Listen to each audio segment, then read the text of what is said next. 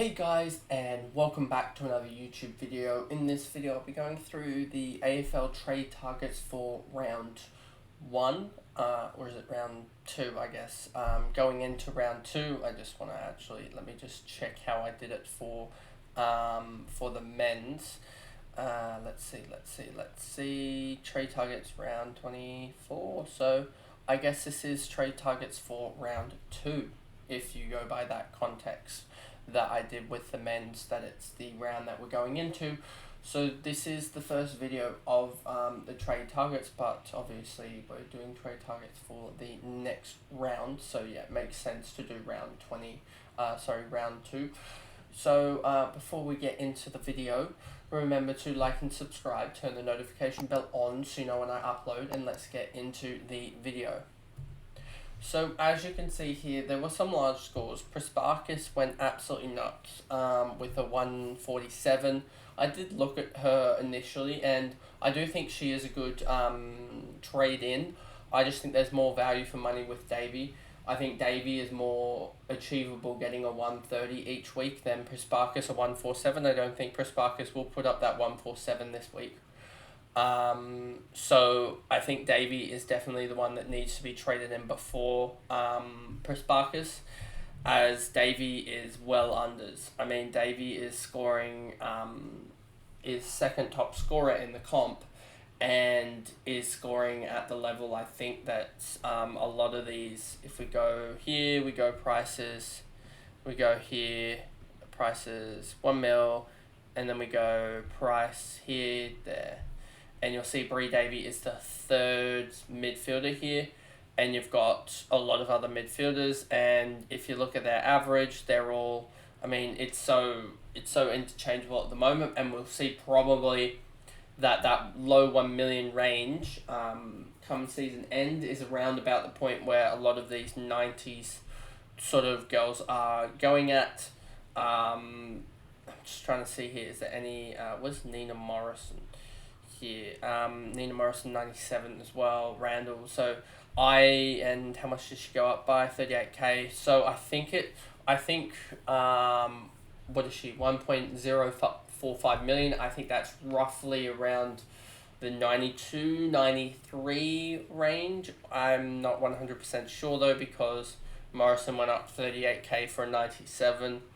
So I'm trying to find, is there anyone, it could actually be lower now looking at it, given that 2 points here and these two went up 38, so 5k for 2 more points. So if you take that into account, and 5k for each point, 2.5k for each point, we're looking actually at David being priced in the 80s here. And it looks to me that it could actually be the low 80s, like 80, 81. And that would make sense with the magic number now, thinking about it. I think the magic number's dipped to around about 1,300 or so. 13,000 or so, 13,200. And that would make sense if you do 80 times 13,000, 13,200. You get around that 1.4 or so range. So that 1.45 million, so that would make Davey around priced at 80 or 81. So given that, she's still 50 above, so I think it's a very, very valuable. I do think obviously that Prasparkas is going to be value. I just think that Davey is a lot more value. For 400k difference, you can almost get another premium in there, and the premiums can go a good 30, 40, 50 higher. And I mean, if you can get the likes of Anthony in there, who really is going to be a value, and who could easily go up another 500k in 2 weeks, I think it's a lot more valuable than going Prasparkas, I guess. So there's those two. McDonald, I think, is very good value, 127, 1.3868 million. So I think there is a lot of value there, as well as a lot of value in Rowbottom. I think Rowbottom has, well, to be fair, McDonald, Prasparkas have really good matchups. They probably have a better matchup than Davey, so it probably does almost even the ledger out. But I just think Davey is so like undervalued that you need her. Ghana, I think, is one that I think a lot of people, well, I'm playing against, I guess, because 21% have her. I think she is a good trade in as well. Still, a 120 in week one was really good. Strum, Marinoff, obviously, everyone pretty much has her. Strum, I think, is a really valuable trade in as well, but I think it's going to come later in the year when with these rucks, as a lot of people are going the double rookie, and the double rookie could easily gain 80, 90k per player per round, and that's going to get you, it's going to rocket you up towards that, towards those ruckman, and up the top end at around 1.1 mil, as if especially given that you have 3 trades, you're going to be able to use hopefully a person on the utility bench. If we just look at my team here, giving it away a little bit, but if I was to look at Davey, Hoare and Smith, and thinking about the break-evens, etc., and how they work, how most people gain more in weeks 2, 3 and 4, not rather than their first game of playing. I think that Davey could easily gain 100k this week, or for the same score, Davey probably gains 100k. Hoare for the same score probably gains 80 or so k, and Smith for the same score honestly would gain about 30k. And I do think that Smith has a better role, so I think she'll do a lot better against Essendon, but we'll wait and see on that one. But I think there is a lot more. I think there is a chance that you will see at least these two, and I need them to do it for 1, 2, potentially 3 rounds. 3 rounds of them doing that. That's 480k made on what they already have, and what they already have is around that 750, 800k. So I'd need. So we'll wait and see. I think it is. There is a big chance that I can get Davey and Hoare, with the use of Smith or Stratton off the bench, or and hopefully leftover cash from previous trades, and get them up to a massive ruckman. That is the plan. That's been the plans for the whole week, basically. Go back to Stat Center. Go down a little bit. I need to make this more viewable. And then, so probably the best way to go through the trade-ins at the moment is going through the positions, because when I look at it overall, it's just gonna say see the midfielders, because they score so much. Stannett, I think, is a great trade-in and is one that I'm monitoring. So is Priest. I hope Priest doesn't go large, because the whole plan is that getting in Anthony is going to better set up my season, because she's going to grow so much in value that I'm going to be able to attack and get Stannett and Priest next week. That is the plan, to get Stannett and Priest next week from probably, hopefully, it's Cordner and Heads, as they both track well. Hopefully Cordner and Heads track well enough that... So I have 238k in the bank, right? And if I just bring out my trusty dusty calculator on my iPad, because it's the closest thing that I have. Let's see here, calculator, and then we go, I have 238k plus Heads at the moment, plus Cordner, plus say McDonald, which is that, and I need to make it to currently Stat Center. We can actually just do it through here. Stannett to 733 minus 733 minus 776 minus and then minus a rookie. So I'm currently 160k out with Cordner and Heads on Stannett and Priest. And the rookie. So I need basically McDonald, who could easily cover 80, 90, 100k of that. And then I need Heads and Cordner with their low scoring. I mean, with their low price, sorry, to cover the rest of the like 60, 50k. And I think that is possible, given that If you look at Stanit, she went up 100. They went up 196k between them, and heads and Corden actually went up less. So it'll be interesting to see. But I think if you can get a backline of Carney, Evans, Thomas, if she bounces back, and Head should also do better because Smith isn't in the side, so ball her ability to get kick out should be a little bit better as well, meaning that she should go up in I guess how much she scores in the end. I think there's a potential for a 10, 12, 15 point increase in that. So I'm just hoping that she can get the score, because also you got to look at it that Stanit is higher priced, obviously, so she'll have a higher break even most likely. So, I mean, if they go even scores or roughly even, then we should be good. But I'm definitely wanting those two, and I could fall back on Gunjaga, but I'd rather not. I'd rather get someone bigger, but I could look at potentially Allen, but she's already higher than Stanit and Priest. And there's not many others that I'd look at, but I mean, we're waiting, and I mean, I'm giving myself extra time with the defenders because they're going to be so hard to see who the best one is, and I don't think after 1 week, I don't really see Stanit being necessarily the best, and Priest necessarily being the best, but I do like Priest's role more.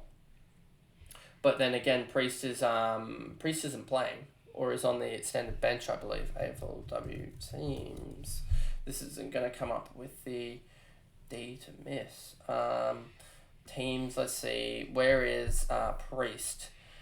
Priest is in... Priest is on the bench here. I expect her to get named. I expect Nan Squean to probably get named as well. So that is absolutely fine. I don't think there's any worry with that yet. But if she isn't named, then, I mean, Stanit and probably there's some other girls that could fill in that void as that second best defender to grab up. Midfield, we talked about pretty much the top options. I think Bates as well, obviously, as you can see. Bates is going to play. She's just named on the bench for some reason. So that was a weird one. And no one else here. And Shearer is almost... is she named on the bench? Shearer, let's see. Shearer is named on the interchange bench, and pretty sure she was named on the interchange bench in round 1, so I think it'll be fine. Yeah, that's fine. And then that's all the midfielders pretty much. So let's go to the forwards, or the ruckman quickly. Let's just knock them off. It'll be the three best. These will be the three best rucks here. Strom, Edmonds, or Moffat. And yeah, we'll see what happens with them. And hopefully, I'm hoping I can get... I think Moffat, I might be able to still get underpriced a little bit. I'm hoping that I don't have to pick up a ruck for 1.1, 1.2 million. I'm hoping that I can pick up a ruck for 1 million. But, I mean, Moffat is 770k. And we'll see what happens there. And then in the forward line, Two Goods. I don't really like her underlying metrics with in terms of like CBAs and other things, and her past results, her past seasons. Don't really like it, so I'm waiting on that. And I think she might be a red flag here. She could easily put up a 40 or 50. But if she goes again and scores well, then it's one to look at. Because basically that last, at the moment, that last forward line position has single in for me. Because she was 85% CBAs, and she's got a wing role. And it looks like they've got a debut as one of the centres. So, or a first year as a centre. So they could easily swap that role around quite easily. And I still think that the... wing role has a lot of value in AFL fantasy, so I think single is one of the best undervalued ones, rather than a lot of these forwards that have scored 30, 40 before. like Anima Kelly, and also Sermon as well is quite highly priced, but she hasn't really shown terribly much to show that. Parry as well is just a forward, and I think that's the same with Too Good as well.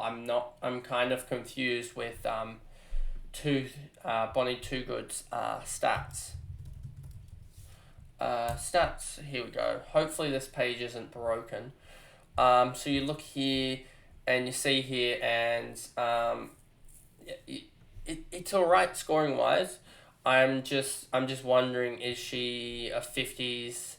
As you can see here, 50, 75, 75, 57, 51, 44, 55, 85, 79, 62, 47, 103.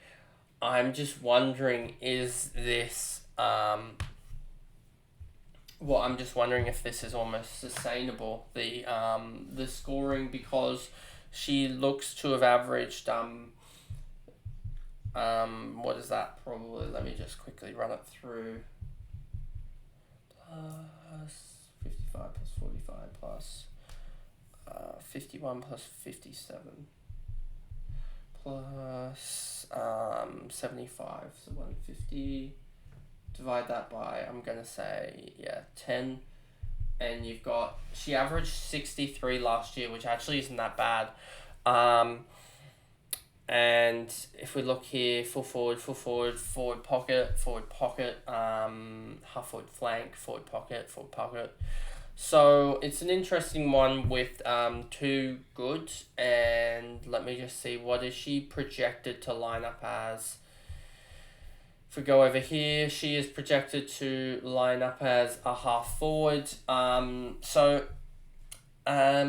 can't get her with the current plan that I have, and I think that's probably why I won't go for her, because I believe it's 238k remaining, and single is around that 630, so I'd fall 100 or so thousand short. So I will not be getting Too Good, and I'm just hoping that it is just her scoring wildly in round 1, and in round 2 doesn't go nuts, to be honest. But I can now see some of the value. I still think it is a red flag. The 103 I think is hypered up a little bit, and she could easily drop a 50 or something like that, which just isn't that valuable at that price tag. Parry, I don't think is value. Sermon, Morrison, I think Morrison will end up being a lot of people's F5, as she looks to be the player that's going to get the most midfield time out of the remaining players at the moment, her and Maloney. So going to watch that for the next couple of weeks, I think, and just wait that out, because I think single is still a really valuable option. So I'm just going to wait out. Morrison's scores are going to hurt, but I'm going to wait it out, because I think single is going to provide enough value by going potentially 10, 15 under Morrison, that I can get a lot more value across the field. Should probably make it bigger so you can actually see. So I think Phillips, obviously, for anyone that doesn't have her. Gardner, for anyone that doesn't have her, is a good trade-in.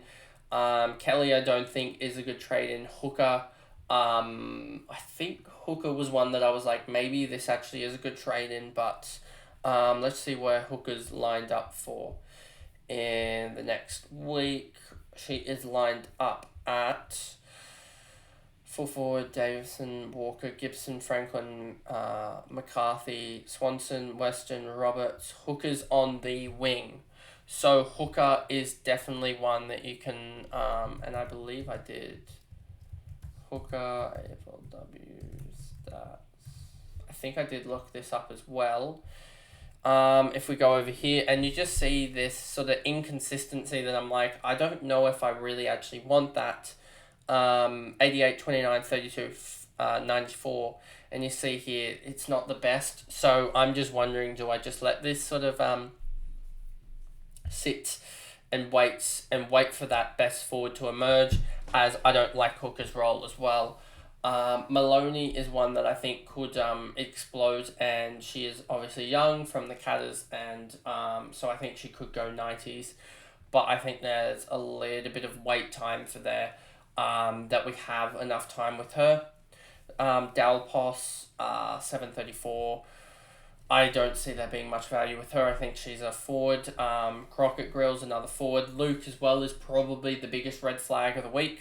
Up to 9% ownership, so I hope a lot of people don't bring her in because she's moving a half back, doesn't have the ruck role, so she's going to probably lose somewhere around 40, potentially even 50 points. I think she's going to get a 30 here or 25, and people are going to wonder what went on.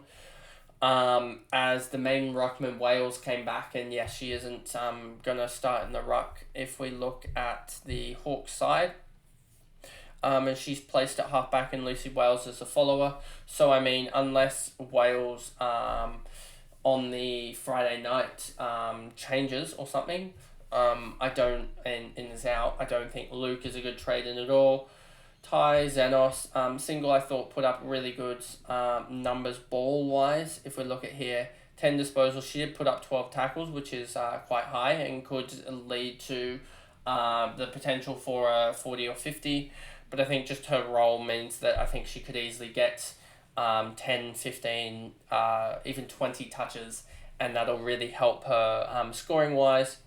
And then I don't really like any of these other girls down here in the forward line. So that pretty much is the video there. The trade targets for round 2, going a long video and sort of a tentative video because I don't know terribly too much and can't really tell you as much only one game in, but I'm just going to have a lot of my decisions are going off underlying metrics such as CBAs and stuff like that, as well as pass score, and seeing is there really a link between such a big, like a 90 or a 100 when they've averaged 40 in the previous year and haven't really changed positions. So that is the video, and I'll see you guys in the next one. Bye, guys.